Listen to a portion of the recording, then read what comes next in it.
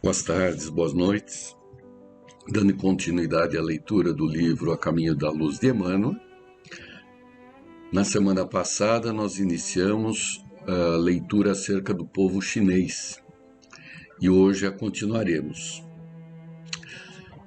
Destaca-se do que foi falado anteriormente por Emmanuel que, independente de qual seja a origem do grupo civilizatório, todos eles estão submetidos à orientação e à conduta de Jesus, que é o governante do planeta Terra.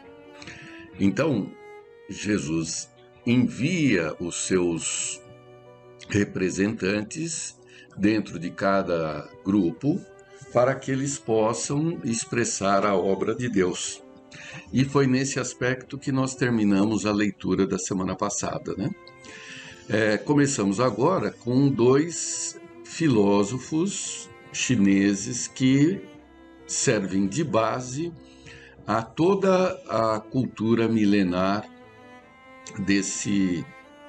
dessa civilização, que é Confúcio e Lao Tse. Então vamos lá. Emmanuel comentando, né? Confúcio, na qualidade de missionário do Cristo, teve de saturar-se de todas as tradições chinesas, aceitar as circunstâncias imperiosas do meio, de modo a beneficiar o país na medida de suas possibilidades de compreensão. Ele faz ressurgir os ensinamentos de Lao Tse, que fora, por sua vez, um elevado mensageiro do Senhor para as raças amarelas. Suas lições estão cheias do perfume da requintada sabedoria moral. No Canning, que ao que parece aqui é o livro Caminho e da Virtude, né, de Lao Tse, né, eis aqui uma das suas afirmações que nada ficam a dever aos vossos conhecimentos e exposições do moderno pensamento religioso. Abre aspas. O Senhor dos céus é bom e generoso, e o homem sábio é um pouco de suas manifestações. Na estrada da inspiração, eles caminham juntos, e o sábio lhe recebe as ideias que enchem a vida de alegria e de bens. Esse é o pensamento de Lao Tse, né? No seu livro aqui, como comentamos, Caminho e da Verdade. Aqui Emmanuel trata como Canning, né? Ou o livro, como se vocês forem procurar, é Tao Te Ching, né? Então, Lao Tse, que foi o primeiro enviado, né? Ele viveu entre 604 e 527 a.C., um pouquinho antes de Confúcio. E é dele toda a filosofia que hoje se conhece como taoísmo, que, em última instância, busca a paz absoluta, através de uma vida simples, através da pureza, calma e da unidade. Porque a época era um período de muita turbulência local, né? São grupos que se enfrentavam, apesar de chineses, né? Todos chineses, esses grupos eles se enfrentavam pela disputa das dinastias, né? Quem comandava a maior região possível. E Lao Tse, nessa época, ele veio justamente trazer essa mensagem, que foi seguida por Confúcio. Confúcio viveu entre 552 e 489, ou seja, um pouco depois, né? E ele estabeleceu uma moral pessoal e uma moral de governo, né? Das relações sociais, da sinceridade, da justiça. É dele também essa valorização da família, dos antepassados, dos idosos, que é só assim, através do respeito a essa unidade familiar, que se obtém uma fortaleza social, né? A base também é a família. Todos eles, né, principalmente Confúcio, ele passa os seus ensinamentos por aforismos. O que são aforismos?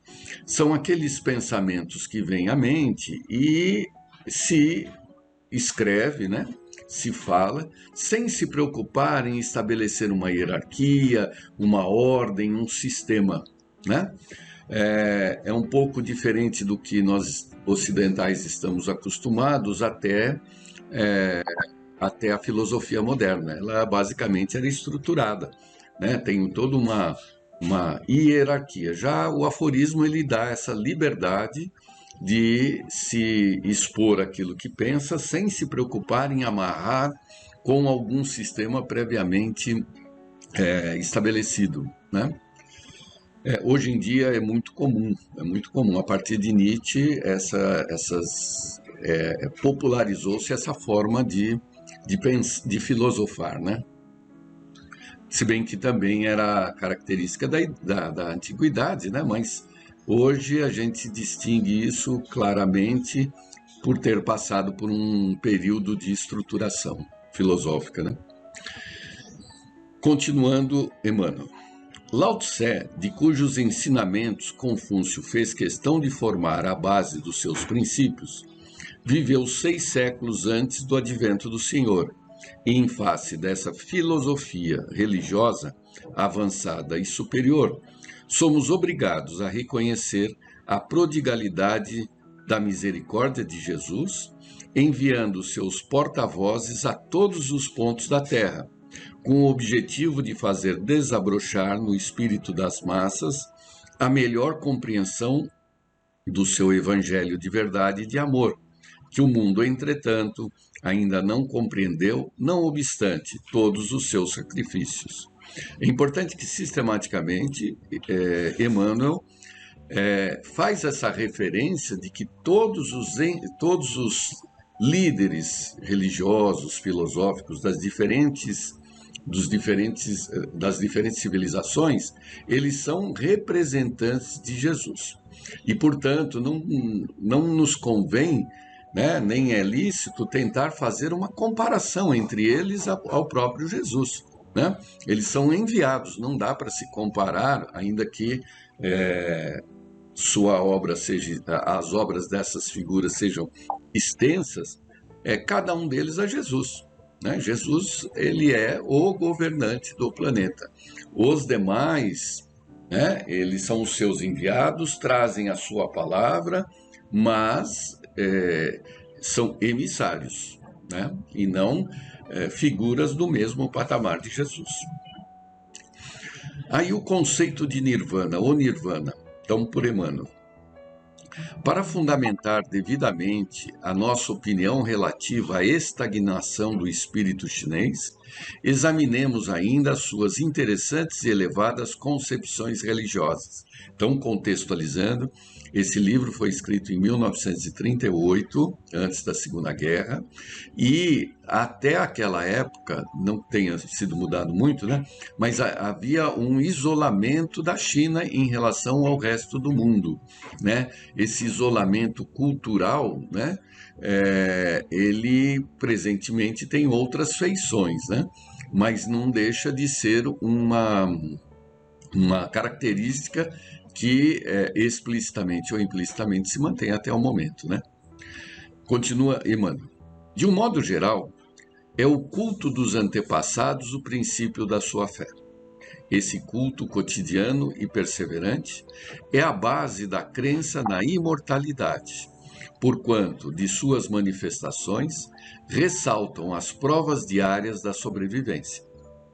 As relações com o plano invisível constituem um fenômeno comum, associado à existência do indivíduo mais obscuro. A ideia da necessidade de aperfeiçoamento espiritual é latente em todos os corações, mas o desvio inerente à compreensão do nirvana é aí, como em numerosas correntes do budismo, um obstáculo ao progresso geral. Então, a ideia de nirvana, né, daquele paraíso, né, que será atingido através das próprias reencarnações e ao convívio com essa ideia da espiritualidade, de alguma forma, justificou esse isolamento e essa estagnação. Existem regiões, por exemplo, em que se crê em mais de 2.000 deuses, né? Na própria China, né? E há uma ideia interessante de que esses deuses eles podem participar do seu cotidiano a qualquer instante, sem que você perceba que ele é um deus. Então, portanto, você tem que se relacionar com todos à tua volta de forma respeitosa, né? De forma mansa e justa, porque você pode estar lidando ali com um Deus. É interessante essa ideia, né? E isso faz parte de muitas regiões da China, né? Não dessa China que nós conhecemos no Ocidente atualmente, da produção, do capitalismo de Estado, não é nada disso. É mais nas regiões, que é a grande maioria da China, nas regiões fora das grandes cidades, né? Continua, Emmanuel.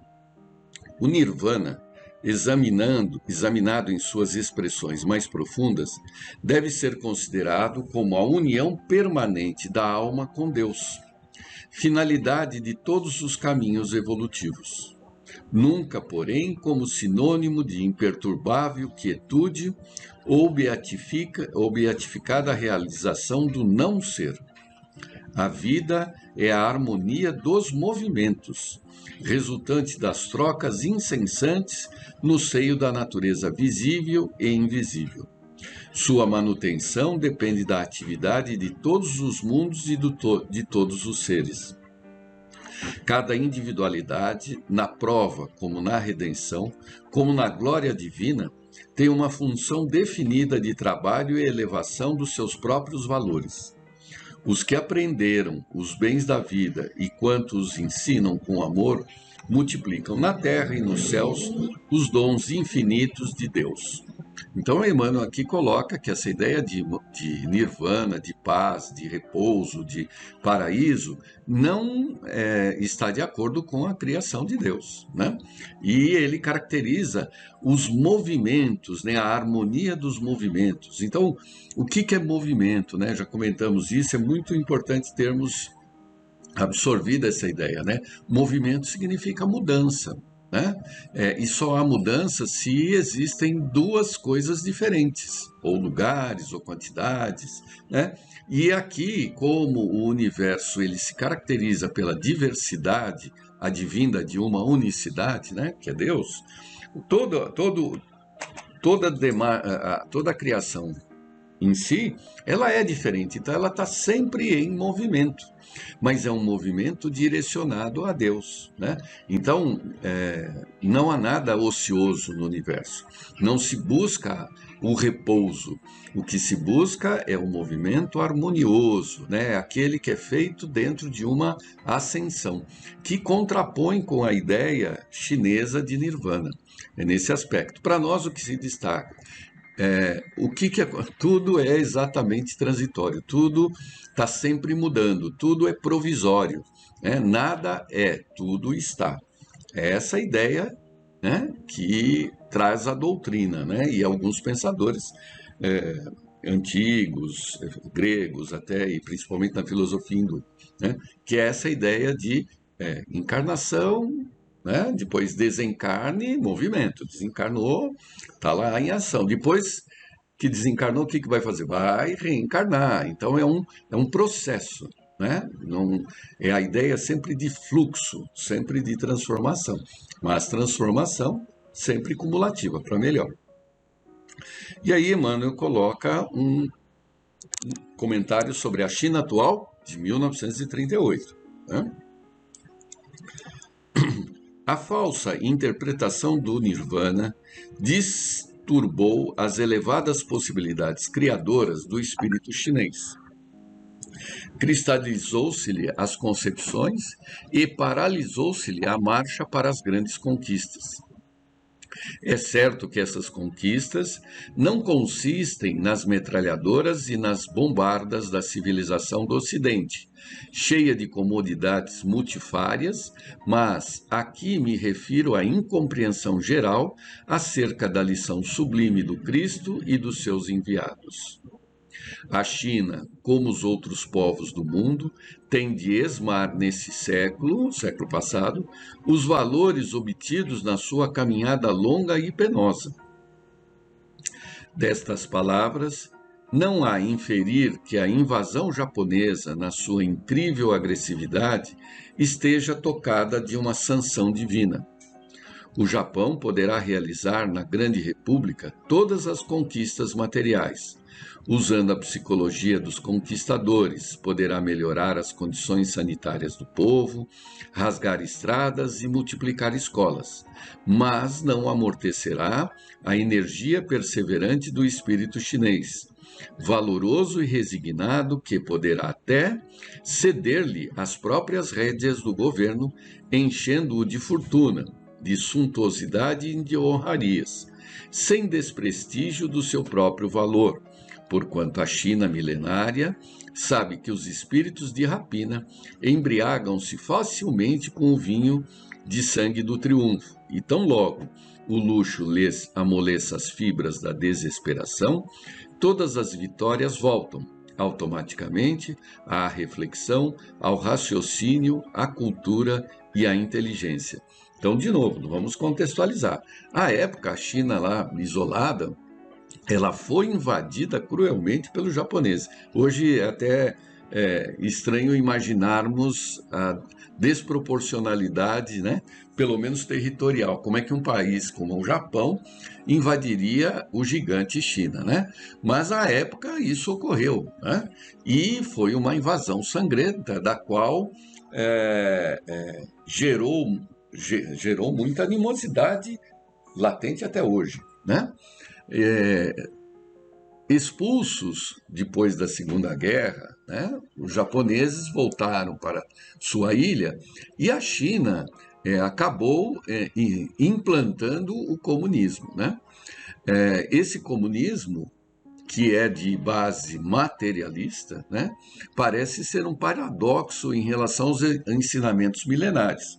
Mas nós temos que entender que todo esse processo muito profundo, muito doloroso e que se mantém até hoje, é de uma nação que se entende, os habitantes da China se entendem como os grandes colonizadores da Terra, né? Eles se colocam como muito mais como um país enorme do que por uma forma de governo.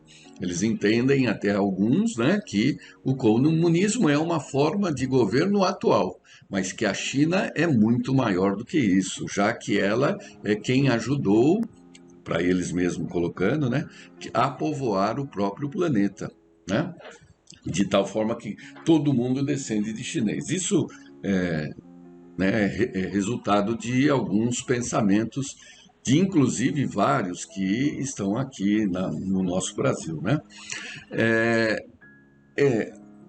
Essa questão comunista, né, para nós é um problema, porque para nós não, né? Nós não somos chineses, mas tem reflexos, né? São esses valores materialistas, né? Esse capitalismo de Estado, no fim, né? Em que se alijou de alguma forma parte desses valores milenares, né? Quais sejam aí o respeito um pelo outro, o amor, né? O amor pelo próximo. E o Estado como um todo, ele tem que manter o bem comum, né? E isso tem reflexos que isso talvez a gente não consiga avaliar nessa encarnação, né? Continuando o que Emmanuel coloca. O que se faz necessário examinar é o estado de estagnação da alma chinesa nesses últimos séculos, para concluirmos pela sua necessidade imperiosa de comungar no banquete de fraternidade dos outros povos. O que, de alguma forma, com o que nós acabamos de falar desse capitalismo de Estado, ocorreu, né? Todos nós somos clientes, compradores dos produtos chineses por serem mais baratos, né? Então, esse comércio, porque o comércio ele é um primeiro momento de estabelecer uma relação, né? Um vendedor, obviamente, ele é um vendedor comum de qualquer loja, né? Ele é uma pessoa que ele é sociável, porque ele tem que conversar com o cliente, ele tem que estabelecer uma relação com o cliente. E não adianta ele ficar com raiva do cliente porque não quis pagar isso ou aquilo, porque senão ele deixa de ser vendedor. Ele tem que ser uma figura simpática, né, para manter a relação. Da mesma forma, um país que exporta como a China exporta, ela tem que estabelecer relações comerciais, né? E sempre, para uma questão de sobrevivência dessa própria relação, tem que, de alguma forma, estabelecer uma simpatia, interesses comuns. Tá? E essa é uma das formas de se, com o passar dos séculos, se atingir essa fraternidade, né? Temos muito mais amigos vendedores, por serem, né, fácil de relacionamento, do que um bibliotecário que fica restrito ao seu intercâmbio entre os livros, que são pessoas, cada livro é uma pessoa também, né? Só que um diálogo mais comedido, né? Muito bem. A edificação do Evangelho. O último trecho de Emmanuel é a respeito disso. É verdade que a palavra direta do Cristo, consubstanciada no seu Evangelho, ainda não chegou até lá de um modo geral, aclarando o caminho de todos os corações, mas um sopro de vida romperá as sombras milenárias que caíram sobre a República Chinesa, onde milhões de almas repousam indevidamente na falsa compreensão do Nirvana e do Absoluto. Mãos valorosas erguerão um monumento evangélico naquele mundo de dolorosas antiguidades. E um novo dia raiará para a grande nação, que se tornou em símbolo de paciência e de perseverança para os outros povos. Esperemos a providência daquele que guarda em suas mãos augustas e misericordiosas a direção do mundo. Bem-aventurados os pacíficos, os aflitos, os humildes. E as suas palavras mansas e carinhosas nos fazem lembrar a China milenária, que, amando a paz, sofre agora o insulto das forças tenebrosas da ambição, da injustiça e da iniquidade. Interessante, né? Hoje, né, 2022, nós podemos analisar a história, né?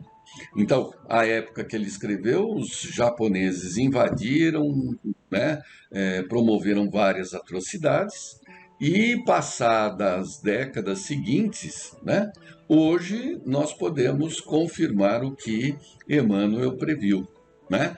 Por quê? Porque é fácil prever, né? Porque é a confiança de que Deus é bom e que Jesus faz tudo em nome dele.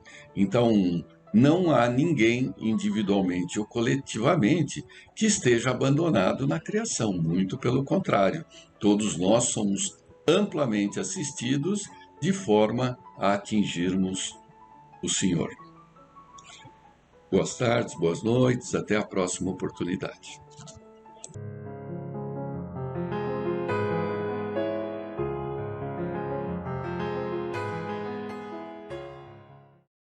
Queridos amigos, que Jesus esteja junto ao coração de cada um de nós. Vamos à leitura de mais um trecho do Evangelho segundo o Espiritismo, por Allan Kardec, capítulo 7. Bem-aventurados os pobres de espírito. O que se deve entender por pobres de espírito. Bem-aventurados os pobres de espírito, porque deles é o reino dos céus. São Mateus, capítulo 5, versículo 3.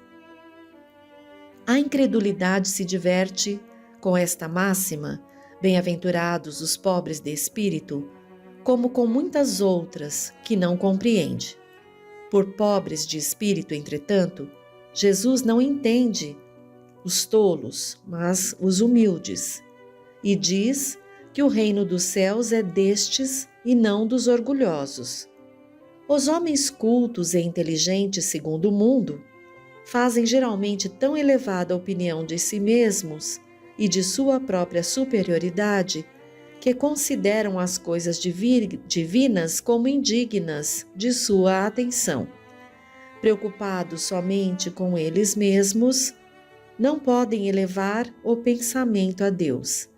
Essa tendência a se acreditarem superiores a tudo leva-os muito frequentemente a negar o que, sendo-lhe superior, pudesse rebaixá-los e a negar até mesmo a divindade. E se concordam em admiti-la, contestam-lhe um dos seus mais belos atributos, a ação providencial sobre as coisas deste mundo, convencidos de que são suficientes para bem governá-lo. Tomando sua inteligência como medida da inteligência universal e julgando-se adeptos a tudo compreender, não podem admitir como possível aquilo que não podem compreender, aquilo que não compreendem. Quando se pronunciam sobre alguma coisa, seu julgamento é para eles inapelável. Se não admitem o mundo invisível e um poder extra-humano, não é porque isso esteja fora do seu alcance, mas porque o seu orgulho se revolta à ideia de alguma coisa a que não possam sobrepor-se e que os faria descer do seu pedestal. Eis porque só tem sorrisos de desdém por tudo o que não seja do mundo visível e tangível. Atribuem-se demasiada inteligência e muito conhecimento para acreditarem em coisas que, segundo pensam, são boas para os simples, considerando como pobres de espírito os que as levam a sério. Entretanto, digam o que quiserem, terão de entrar como os outros nesse mundo invisível que tanto ironizam. Então, seus olhos se abrirão e reconhecerão o erro. Mas Deus, que é justo, não pode receber da mesma maneira aquele que desconheceu o seu poder e aquele que humildemente se submeteu às suas leis, nem aquinhoá-los por igual. Ao dizer que o reino dos céus é para os simples, Jesus ensina que ninguém será nele admitido sem a simplicidade de coração e a humildade de espírito, que o ignorante que possui essas qualidades será preterido ao sábio que acreditar mais em si mesmo do que em Deus. Em todas as circunstâncias, ele coloca a humildade entre as virtudes que nos aproximam de Deus e o orgulho entre os vícios que nos distanciam dele. E isso por uma razão muito natural, pois a humildade é uma atitude de submissão a Deus, enquanto o orgulho é a revolta contra ele. Mais vale, portanto, para a felicidade do homem ser pobre de espírito, no sentido mundano, e rico em qualidades morais. Então, esse trechinho pequenino, mas muito importante para a nossa observação, é que entre as virtudes que o Cristo nos veio exemplificar, a humildade é uma daquelas que mais devemos buscar exercitar, todos nós, porque temos uma mazela muito grande que nos acompanha, que é o orgulho, a vaidade. Então, fica muito claro nesse trechinho, bem-aventurados os pobres de espírito, quando São Mateus exorta aqui essa bem-aventurança, e Kardec vem nos esclarecer que pobres de espírito, nesse sentido, é aquele que é humilde e reconhece a Deus como seu superior. Vamos ler mais um trechinho do Evangelho. Quem se elevar será rebaixado. Naquela hora, chegaram-se a Deus os seus discípulos, dizendo: Quem é o maior no reino dos céus? E Jesus, chamando um menino, o pôs no meio deles e disse: Na verdade, eu vos digo que se não fizerdes como meninos, não entrareis no reino dos céus. Todo aquele, pois, que se humilhar e se fizer pequeno como este menino, esse será o maior no reino dos céus. E o que receber em meu nome um menino como este, a mim é que recebe. Mateus capítulo 18, versículos de 1 a 5. Então se chegou a ele a mãe dos filhos de Zebedeu, com seus filhos, adorando-o e pedindo-lhe alguma coisa. Ele lhe disse: Que quereis? Respondeu ela: Dize a estes meus 2 filhos que se assentem no teu reino, um à tua direita e outro à tua esquerda. E respondendo, Jesus disse: Não sabeis o que pedis. Podeis vós beber o cálice que eu hei de beber? Disseram-lhe eles: Podemos. Ele lhes disse: É verdade que haveis de beber o meu cálice, mas pelo que toca a terdes assento à minha direita ou à minha esquerda, não me pertence conceder-vos, mas isto é para aqueles a quem meu Pai o tem preparado. E quando os 10 ouviram isso, indignaram-se contra os 2 irmãos. Mas Jesus os chamou a si e lhes disse: Sabeis que os príncipes das nações dominam os seus vassalos e que os maiores exercitam sobre eles o seu poder.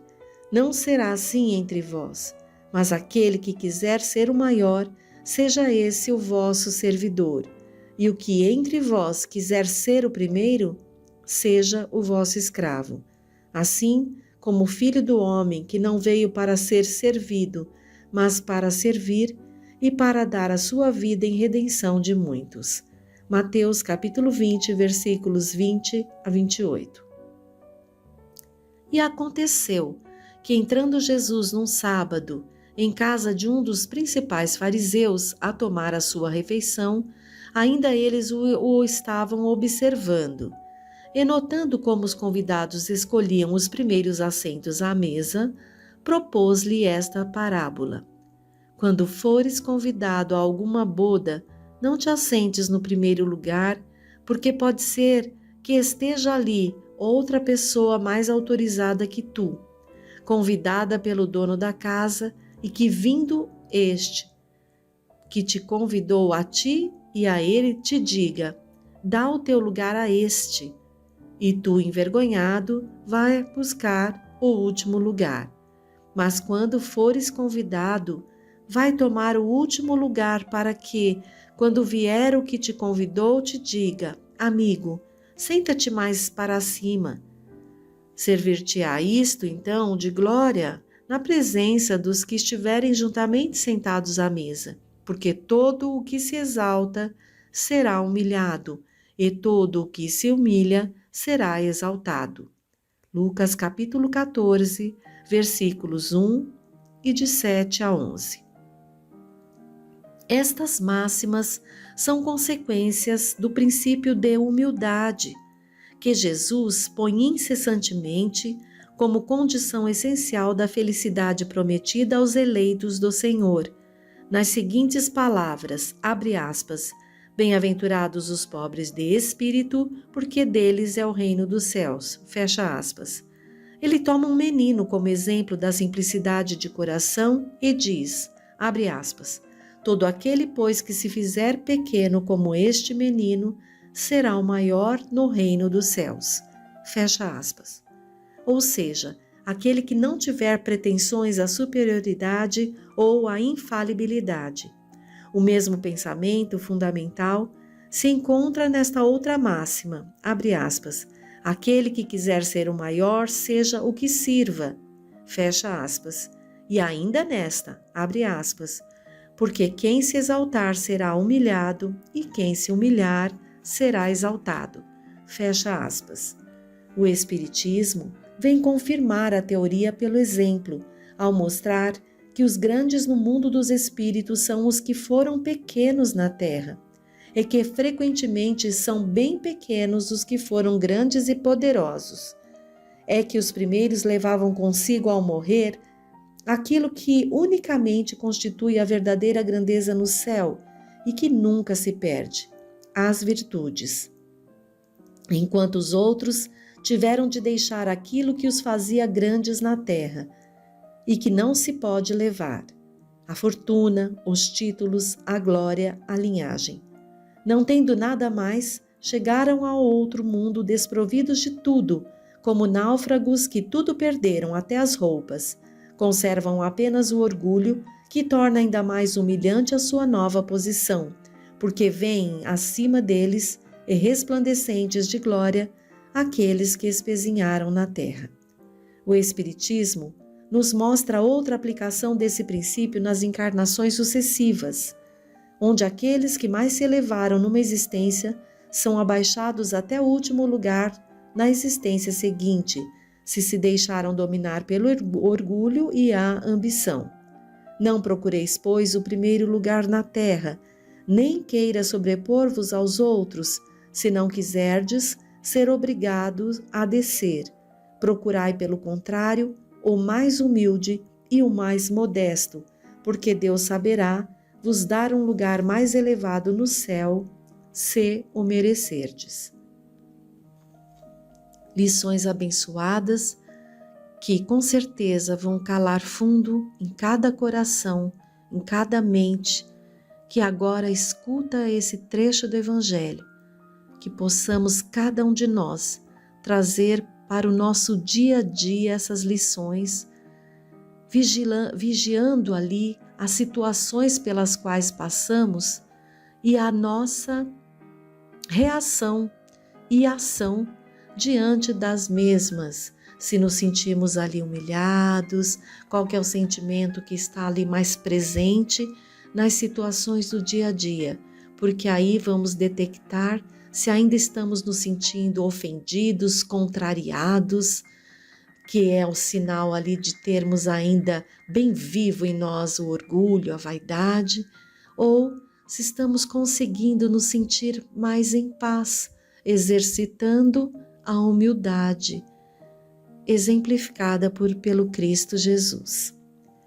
E do livro O Sermão da Montanha, de Rodolfo Caligares, nós vamos pegar aqui o primeiro item que ele nos coloca justamente sobre esse trecho: bem-aventurados os pobres de espírito.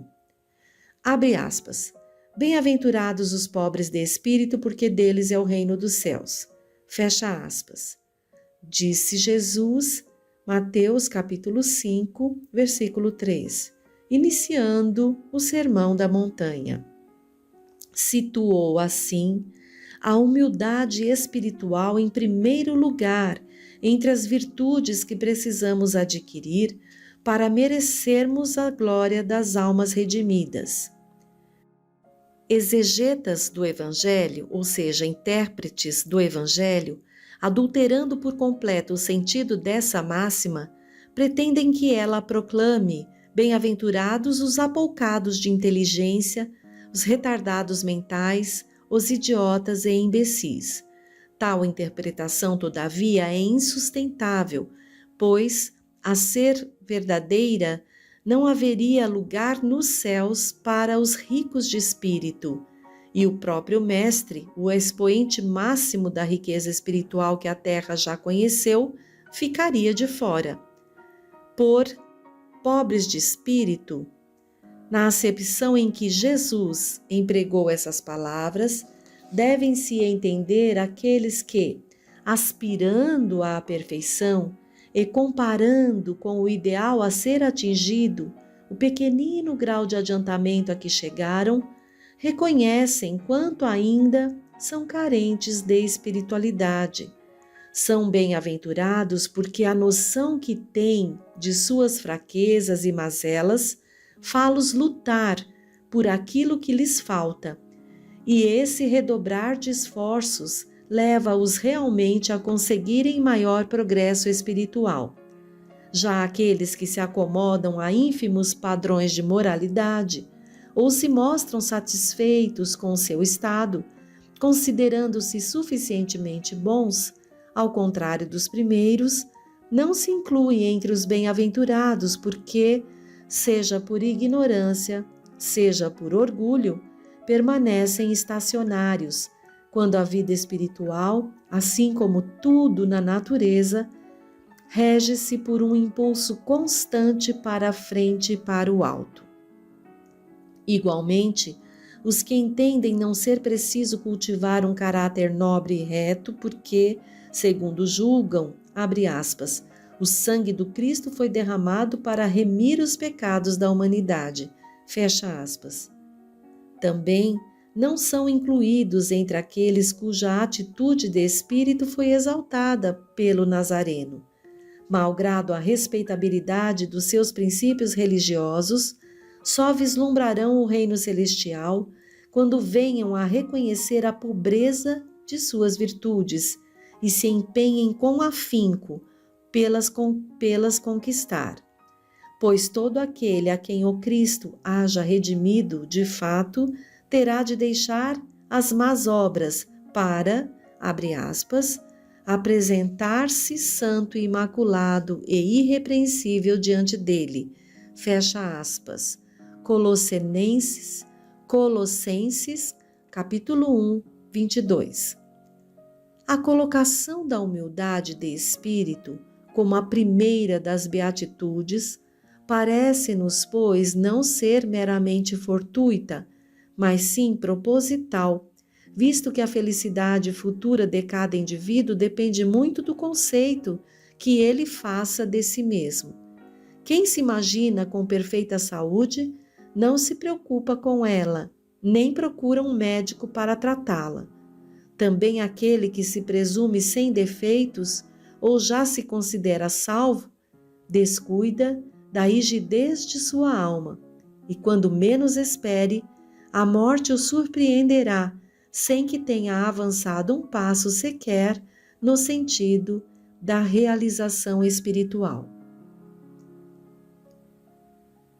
Que Deus Pai, então, nos assista, nos auxilie na nossa reforma íntima, que deve ser feita a cada dia, desde o momento em que abrimos os olhos pela manhã, em que despertamos, em ficar atentos ali, vigilantes aos pensamentos, às atitudes, e ali, a hora que vem aquele impulso do orgulho, da vaidade, lembrarmos da lição do Evangelho e já colocarmos em prática ali, buscando uma atitude de mais lucidez espiritual, reconhecendo a nossa inferioridade e buscando uma das maiores virtudes, como aqui é colocada, que é a humildade, reconhecendo a Deus, a Jesus, como nossos superiores, e Jesus principalmente, que chegou próximo a nós pelo amor maior de Deus,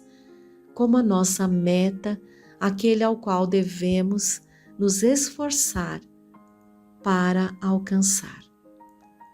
Jesus, então, esteja sempre nos inspirando, nos auxiliando, nos protegendo. Até o próximo encontro.